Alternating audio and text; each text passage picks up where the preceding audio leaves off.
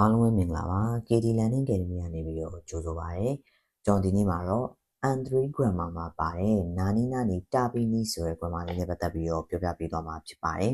ကျွန်တော်ရဲ့ video ကိုကြည့်ရှုနေကြသူတွေအားလုံးကိုကျေးဇူးတင်ပါတယ်ကျွန်တော်ရဲ့ YouTube channel နဲ့ TikTok channel ကိုလည်း like and follow လေးလုပ်ပေးပါလို့ပြောချင်ပါတယ်အားဆိုလို့ရှိရင်ကျွန်တော်ဒီနေ့ video လေးကိုစလိုက်ကြအောင်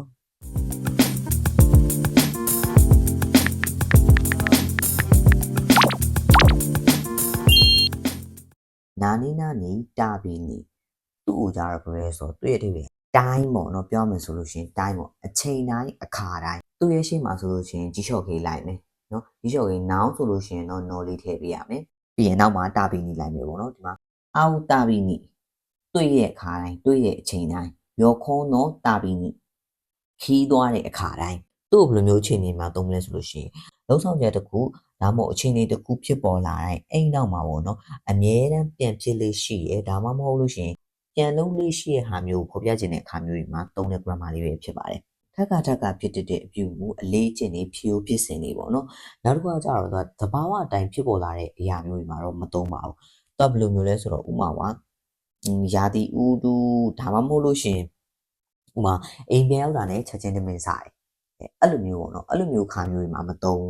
သူကဟိုနှိမ့်စင်သုံးစကားပြောတွေမှာလည်းမသုံးနှိချီကြောပေါ့နော်နှိမ့်စင်သုံးစကားပြောတွေမှာလည်းမသုံးဘူးအဲ့လိုမျိုးဟာတွေဆိုလို့ရှိရင်ခုနတော့အိမ်ပြန်ရောက်တာနဲ့ချက်ချင်းတမင်စားတယ်အဲ့လိုမျိုးဟာဒါဘယ်လိုသုံးလဲဆိုနာနီနာနီတို့ဒါမှမဟုတ်လို့ရှိရင်နာနီနာနီတို့ခီဝါအီဆိုမိုအဲ့ဒီအချိန်မှာအများအားအီဆိုမိုပေါ့နော်ဘာလုပ်တယ်ညာလုပ်တယ်ပေါ့နော်အဲ့လိုမျိုးလေးသုံးရတာဖြစ်ပါတယ်โอเคကျွန်တော်ပို့ပြီးတော့နားလည်လေတော့လို့ကျွန်တော်တို့စာကြောင်းလေးမှာတွားပြီးတော့ထည့်ပြီးတော့ကြည့်ကြည့်မယ်1番彼はコンビニに行くたびにアイスを買ってしまう。သူကတဲ့コンビニကိုသွားတဲ့ခါတိုင်းသွားတဲ့အချိန်ထဲမှာ ice ဆိုတာကြတော့ ice cream တို့อ่ะเนาะအတူကောက်ရေးထား ice cream ကိုတဲ့ဝယ်မိတယ်သူကဖြစ်လေコンビニကိုသွားတဲ့ခါတိုင်း ice cream ဝယ်မိတယ်သူက ice cream ကြိုက်တဲ့လူပဲထားပါတော့သူကコンビニကိုသွားရင်သူ ice cream တစ်ခုမဟုတ်တစ်ခုကတော့သူဝယ်လာမိတယ်အဲ့လိုမျိုးပေါ့เนาะ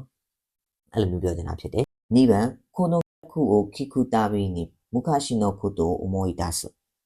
ဒီတချင်းကိုတဲ့နားထောင်တဲ့အချိန်တိုင်းမှာတဲ့အတိတ်ကကိစ္စတွေကိုသတိရမိတယ်အတိတ်ကအကြောင်းအရာတွေကိုသတိရမိဒီတချင်းကိုနားထောင်လိုက်တဲ့အချိန်ထဲမှာအတိတ်ကအကြောင်းအရာတွေကိုသတိရမိခါနောကျော်ဟာအာဥတာဘီနီဒွန်းဒွန်းခိရေနီနတ်တဲ့ခုသူမဟာတဲ့တော့ကမ္မလေးနဲ့တတ်တယ်ပေါ့နော်သူမဟာတဲ့တွေ့ရဲ့အချိန်တိုင်းမှာဘာဖြစ်လဲပို့ပြီးတော့လှလာယောမန်ရှုချောနောတာဘီနီအာဒရာရှိအိုမီယာကေကိုခတ်တဲ့ခိတဲ့ကိုရဲ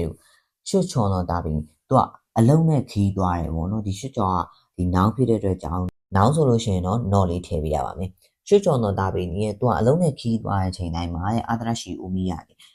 အိုမီယာကေပေါ့နော်ဒေတာထောလက်ဆောင်အစ်စ်တွေကိုတဲ့အမြဲတမ်းဝယ်လာပေးတယ်ပေါ့နော်သူကလည်းအလုံးနဲ့ခီးသွားတဲ့အချိန်တိုင်းအလုံးနဲ့သူခီးသွားတဲ့ခိုင်းဘဲဆိုတော့သူကအမြဲတမ်းဒေတာထောလက်ဆောင်တွေတစ်ခုမှတစ်ခုသူဝယ်လာအဲ့ဒါမျိုးပြောချင်တာဖြစ်ပါတယ်